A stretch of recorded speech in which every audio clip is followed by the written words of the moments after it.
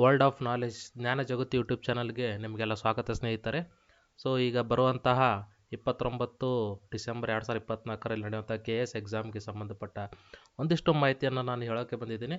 ಇದು ನಿಮಗೆ ಹೆಲ್ಪ್ಫುಲ್ ಆಗುತ್ತೆ, ಯಾರು ಓದಿದ್ದೀರಾ ಹಾಗೂ ಓದಲಾರ್ದವರಿಗೂ ಕೂಡ ಹೆಲ್ಪ್ಫುಲ್ ಆಗುತ್ತೆ ಅಂದ್ಕೊಂಡಿದ್ದೀನಿ. ಸೊ ಇವಾಗ ನಾನು ಏನು ಹೇಳೋಕ್ಕೆ ಇಷ್ಟಪಡ್ತೀನಿ ಅಂದರೆ, ಇವಾಗ ಬರುವಂಥ ಎಕ್ಸಾಮ್ KS ಅಂದ್ಕೊಂಡು ಏನಾಗ್ತೀರಾ, ಎಲ್ಲರೂ ತುಂಬ ಜನ ಈ ಟಫ್ ಇರುತ್ತೆ ಈ ಎಕ್ಸಾಮ್ ಏನು ಹೋಗೋದು. ಆಮೇಲೆ ತುಂಬ ಜನಕ್ಕೆ ಏನಾಗಿರುತ್ತೆ ಅಂದರೆ ಬೇರೆ ಬೇರೆ ದೂರ ದೂರ ಸೆಂಟ್ರಿಗೆಲ್ಲ ಕೊಟ್ಟಿರ್ತಾರೆ.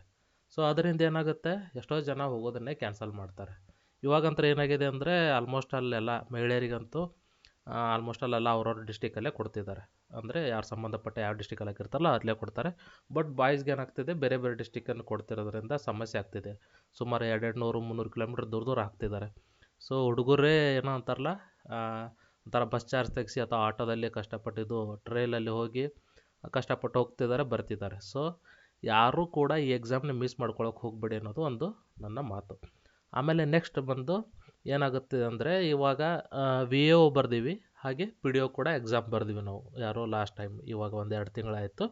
ಸೊ ಈ ಎಕ್ಸಾಮ್ಗಳಲ್ಲಿ ಏನಾಗಿದೆ ಅಂದರೆ, ನಾವು PDO VAOಗಳಲ್ಲಿ ಎಲ್ಲರೂ ಅಂದ್ಕೊಂಡಿರ್ತೀವಿ ಏನಪ್ಪ 100 ಮಾರ್ಕ್ಸ್ ಕೂಡ ತೊಗೊಳಕ್ಕಾಗಲಿಲ್ಲ, ನಾವೇನು ಸೆಲೆಕ್ಟ್ ಆಗಲಿಲ್ಲ, ಸೊ ಇದೇನು ಎಕ್ಸಾಮ್ ಇದು ಒಂಥರಕ್ಕಿಂತ ಟಫ್ ಇರುತ್ತೆ, ಸೊ ಇದೇನು ನಮಗೇನು ಆಗಲ್ಲ ಅಂದ್ಕೊಂಡು ಎಲ್ಲರೂ ಒಂಥರ ನೆಗೆಟಿವ್ ಮೈಂಡ್ಸೆಟ್ಟಲ್ಲೇ ಇರ್ತೀವಿ.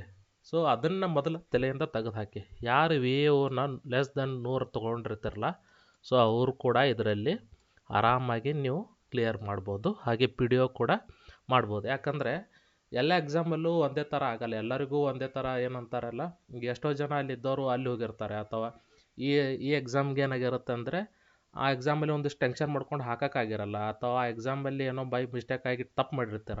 ಸೊ ಆ ಎಕ್ಸಾಮ್ ಅದರಿಂದ ನಾವು ಒಂದಿಷ್ಟು ಪಾಠ ಕಲ್ಕೊಂಡಿರ್ತೀವಲ್ಲ, ಅದನ್ನು ಇಲ್ಲಿ ಅಪ್ಲೈ ಮಾಡ್ಬೇಕು ನಾವು. ಯಾಕಂದರೆ ಇದು ಟಫ್ ಇರುತ್ತೆ ಅಂತ ಏನು ಮಾಡಿಕೊಂಡು ಮೊದಲೇ ಮೈಂಡ್ಸೆಟ್ ರೆಡಿ ಮಾಡಿಕೊಂಡು, ಇದು ನಮ್ಮಂಥವ್ರಿಗಲ್ಲ, ಆಲ್ರೆಡಿ ಇದೆಲ್ಲ IAS IPS ರೇಂಜಿಗೆ ಏನು ಓದಿರ್ತಾರಲ್ಲ ಅವರಿಗೆ ಆಗುತ್ತೆ, ನಮ್ಮಂಥವ್ರಿಗಲ್ಲ ಅಪ್ಪ ಅನ್ನೋದೊಂದು ಮೈಂಡ್ಸೆಟ್ಟಲ್ಲಿ ಇರ್ತಾರಲ್ಲ. ಸೊ ಅದನ್ನು ನಮ್ಮ ಮೊದಲು ತೆಗೆದು ಹಾಕ್ಬಿಡಿ.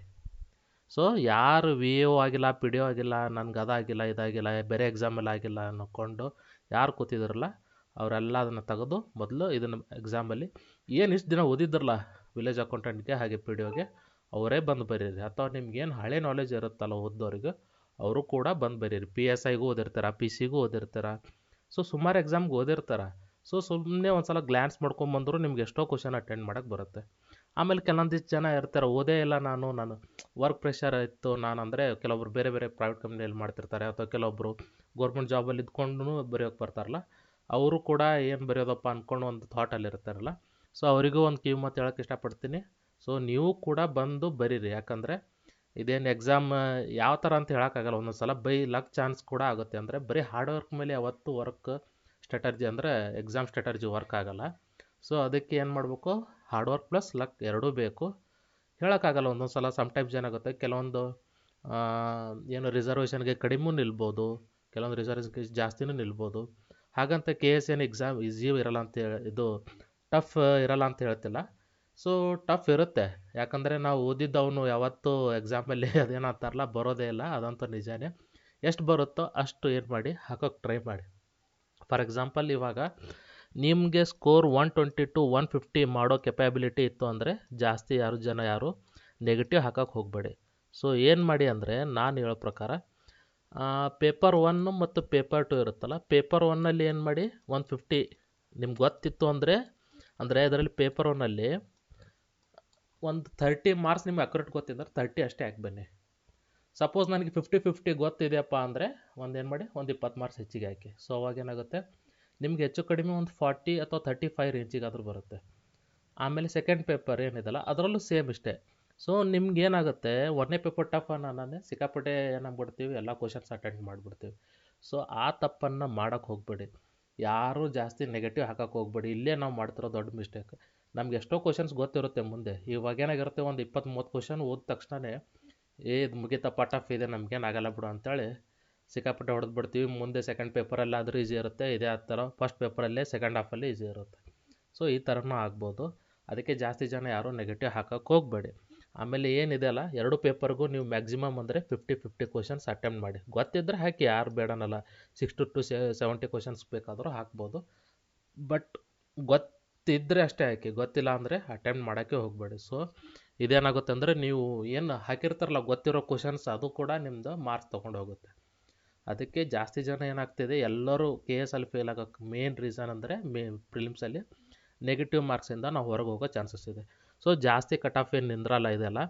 ಸೊ ನಿಮಗೆಲ್ಲ ಗೊತ್ತಿರೋಂತೆ ಇದು 120 to 150 ಅಥವಾ 170 ಎಲ್ಲ ತೊಗೊಂಡವ್ರು ಇರ್ತಾರೆ ಇದರಲ್ಲಿ. ಆಲ್ಮೋಸ್ಟ್ ಅಲ್ಲಿ ಒಂದಿಷ್ಟು ಜನ ತೊಗೋತಾರೆ.